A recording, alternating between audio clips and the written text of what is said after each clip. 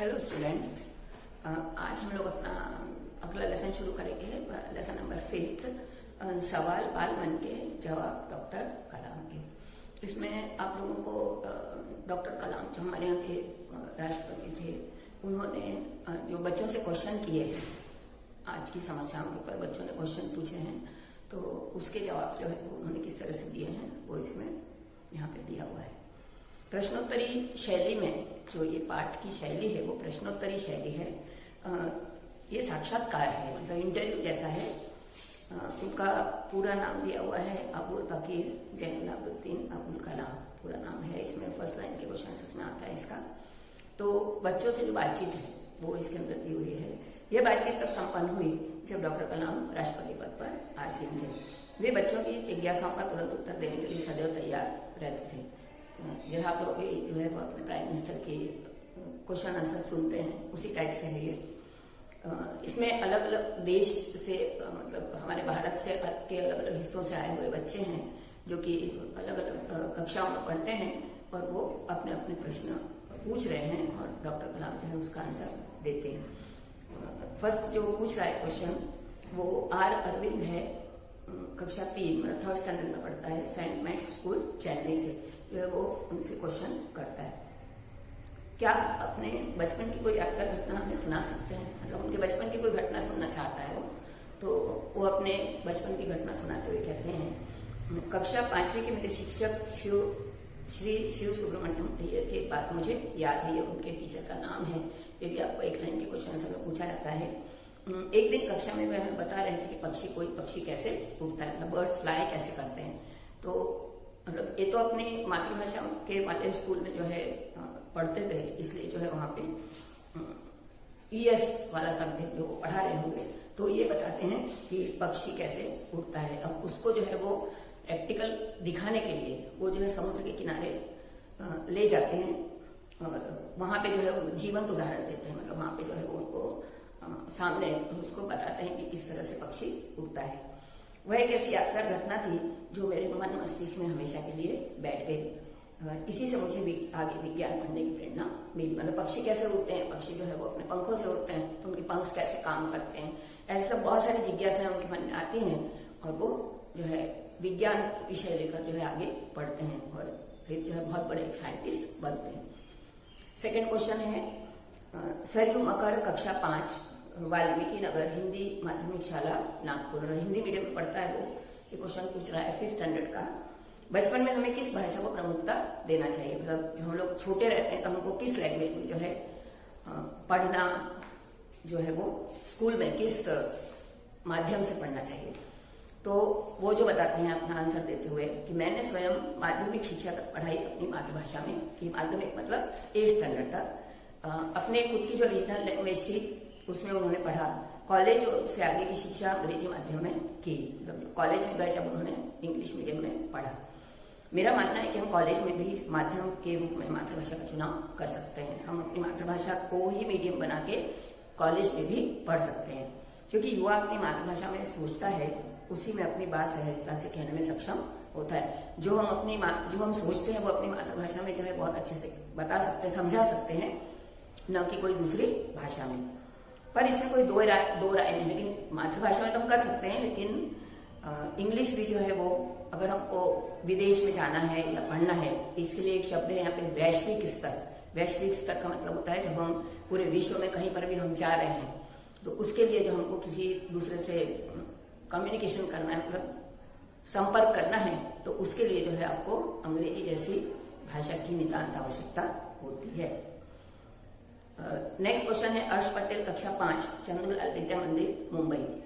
यदि हम आपकी तरह बनना चाहें तो हमें क्या करना चाहिए। ये क्वेश्चन बहुत अच्छा पूछता है, वो 5th स्टैंडर्ड का है। अब उन्होंने देखो एक इतनी अच्छी तरकीब बताई कि आप कैसे पढ़ रहे हो। अभी जब आप बड़े होंगे तो आपको जो है अपने सब्जेक्ट सिलेक्ट करने होंगे, तो किस तरह से आपको सब्जेक्ट का सिलेक्शन करना है और कैसे जो है वो आपको सिलेक्शन करके और कितनी मेहनत से हिम्मत रख के और कितनी मेहनत से जो है बाधाओं का सामना करते हुए पढ़ाई करनी है, तभी आप लोग सफल हो सकते हो।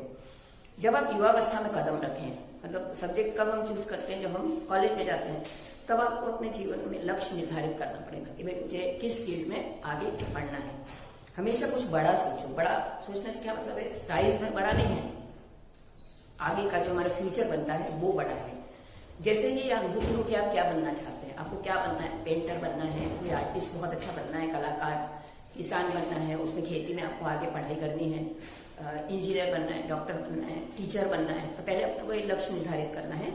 उसके बाद उस दिशा में प्रयास करो और श्रम शुरू कर दो। कहने का अर्थ है कि जी तोड़ मेहनत करो। अब पहले उन्हें लक्ष्य निर्धारित कर दिया, फिर उसके लिए हमको बहुत जी तोड़ मेहनत करना एक मुहावरा है जिसका अर्थ होता है कि बहुत ज्यादा परिश्रम करना। जो जो आप आगे को बढ़ोगे आपका सामना बाधा और कठिनाइयों से होगा, क्योंकि रास्ते में हमारी बहुत सारी कठिनाइयां आएंगी। तो हमें जो है कभी हमको कोई क्वेश्चन समझ में नहीं आएगा, कभी कोई हमको हेल्प करने वाला नहीं मिलेगा, तो ये सब बहुत सारी परेशानियां आती हैं। तो हमको उसको प्रॉब्लम को सॉल्व करते हुए जो है निराश नहीं होना है, बल्कि आगे बढ़ते जाना है। आपको अपने अंदर दृढ़ साहस पैदा करना होगा, हिम्मत भी जो है बहुत ही दृढ़ जो है वो अपनी रखनी होगी कि हम अपने निश्चय से जो है डगे नहीं। बराबर, समस्या को पराजित करने में महारत हासिल करनी होगी। महारत हासिल करना मतलब सक्सेस होना, ठीक है, तभी अपने जीवन में सफल हो पाओगे। पहले जरूरी है कि आप निरंतर ज्ञान अर्जित करो। नेक्स्ट क्वेश्चन है, चिराग जैन पूछ रहा है, कक्षा 7, बॉम्बे, कैम्ब्रिज, अंधेरी, मुंबई। वह कौन सी बड़ी चुनौती है जिसका सामना हमको करना पड़ रहा है? ऐसी कौन सी चुनौती जो है हमारे देश के सामने, जो कि हम उसका सामना हमारा देश कर रहा है? अभी तो देखो हमारे प्राइम मिनिस्टर जो है वो नरेंद्र मोदी है, वो बहुत सारी समस्याओं का हल कर रहे हैं, लेकिन उस समय जो है बहुत सारी समस्याएं हमारे सामने बनी हुई थी। तो वो एक क्वेश्चन करते हुए पूछ रहा है कि भाई हम कैसे जो है इसको हल कर सकते हैं। उनका देखो एक सपना था अब्दुल कलाम का, डॉक्टर अब्दुल कलाम का, कि 2020 तक जो है ये हमारा देश एक विकासशील देश बनेगा, मतलब बहुत ज्यादा विकास जो है करेगा, ऐसा उनका सपना था। लेकिन वो जो है बीच में एक्सपायर हो जाते हैं, मतलब वो उनका सपना समझ लो कि जो है पूरा हो रहा है। 2020 तक एक विकसित राष्ट्र के रूप में परिवर्तित करना और देश के 1 अरब से अधिक नागरिकों के चेहरों पर मुस्कान देखना। चेहरों पर मुस्कान देखने से क्या मतलब है कि हम उनके लिए सुविधाएं उपलब्ध कराएं, उनको नौकरी दें, उनको खेती के लिए जमीन दें, पैसे दें, लोन दें, तो इससे जो है वो उनके चेहरों पर खुशी आ सकती है। यही राष्ट्र के सामने सबसे बड़ी, समक्ष मतलब सामने, यही राष्ट्र के सामने बहुत बड़ी चुनौती है। नेक्स्ट क्वेश्चन, हर्ष चांडक, कक्षा 7, राधाकृष्ण विद्यालय, मुंबई। आपकी दृष्टि में साहस की परिभाषा क्या है? मतलब हिम्मत किसको बोल सकते हैं हम? अपनी जान की परवाह किए बिना दूसरों को संकट या आपदा से बचाना ही साहस। मान लो कोई बहुत बड़ी तालाब में डूब रहा है या कुछ भी हो रहा है, तो हमको ये नहीं करना है कि हम क्यों जाएं उसको बचाने, हम भी तो डूब सकते हैं। लेकिन अपनी जान की परवाह किए बिना अगर हम उसकी मदद हम करते हैं तो वो जो है हमारा साहस कहलाता है। तरुण पटेल, कक्षा 8, स्वामीनारायण इंडिपेंडेंट स्कूल, लंदन। हम प्रवासी भारतीय मातृभूमि के प्रति गर्व की भावना कैसे विकसित करें? अब जैसे देखो लंदन में रहता है, लेकिन वो उसका मूल निवास जो है, नेटिव जो है वो भारत है, लेकिन वो लंदन चला गया, वहां रहने लगा, तो उसको अपने देश से तो लगाव होगा। तो हम अपने देश में के प्रति कैसे जो है लगाव की भावना रख सकते हैं? कोई भी भारतीय मूल का व्यक्ति बृहद परिवार का अंग है और उसे हमारे देश की सांस्कृतिक विरासत पर गर्व होना चाहिए। सौभाग्य से आप लोग ऐसी स्थिति में हैं कि अपनी मातृभूमि से जुड़े हुए हैं। मातृभूमि से जुड़ना होता है कि हमेशा अपने देश को याद करें, यही उनके लिए। अगर आप अपने देश को याद भी करते रहोगे, भले आप यहाँ पर 2 वर्ष में 3 वर्ष में आप यहाँ पे आओ, तो भी जो है ये आपके लिए बहुत ही गौरव की बात कहलाएगी कि आपने जो है अपने देश को याद किया। जो भी बच्चे आपसे मिलते हैं, नेक्स्ट क्वेश्चन था, सत्यम जो है 10th स्टैंडर्ड पढ़ता है, मुंगेर से पूछ रहा है, बिहार से। जो बच्चे आपसे मिलते हैं वे कहते हैं कि वे एक प्रसिद्ध वैज्ञानिक, इंजीनियर, डॉक्टर बनना चाहते हैं। यही क्वेश्चन, यही आंसर सब लोग करते हैं, लेकिन किसान और मजदूर और कलाकार बनना कोई नहीं चाहता है। तो वो भी तो हमारे लिए बहुत जरूरी है। जैसे आप लोग देखते हो कि किसान हमारे लिए, हमारा देश का अन्नदाता होता है। फिर दूसरा है मजदूर जो कि बड़ी बड़ी बिल्डिंग बनाते हैं। तीसरे कलाकार लोग, आर्टिस्ट लोग हैं, चाहे वो आपके सिनेमा कलाकार हो या कोई पेंटर हो, किसी भी क्षेत्र में कोई कला आपने दिखा सकता है, तो वो भी तो हमारे लिए बहुत महत्वपूर्ण है। वो नहीं होंगे तो हमारे सारे काम कैसे हो सकते हैं, बराबर है। तो हम भी ऐसे ही परिवार से आते हैं कि भाई हमारे पापा किसान हैं या कोई जो है वो मजदूर हैं या कलाकार है कोई, तो जो है वो आप इसके बारे में क्या कहना है आपका? किसान, मजदूर, कलाकार, दस्तकार, ये सब हमारे राष्ट्र के अभिन्न अंग हैं। है ना, जो हमारे हेल्पर हैं, इनके लिए इनका बहुत बड़ा योगदान है हमारे लिए। तो राष्ट्र निर्माण में हमें अपने उन सभी की सेवाओं का समान रूप से दरकार है, मतलब समान रूप से हमको स्थान देना चाहिए। आप सभी को चाहिए कि अपने अपने क्षेत्रों में खूब उन्नति करें। अब हम लोग पेज नंबर 30 एंड 31 जो है सेकेंड वीडियो में पढ़ेंगे, तो शायद आप लोगों को ये लेसन समझ में आ गया होगा। मीनिंग्स आप लोग इसमें करते रहना, अब सेकेंड वीडियो में आपको आगे का लेसन समझना। Thank you.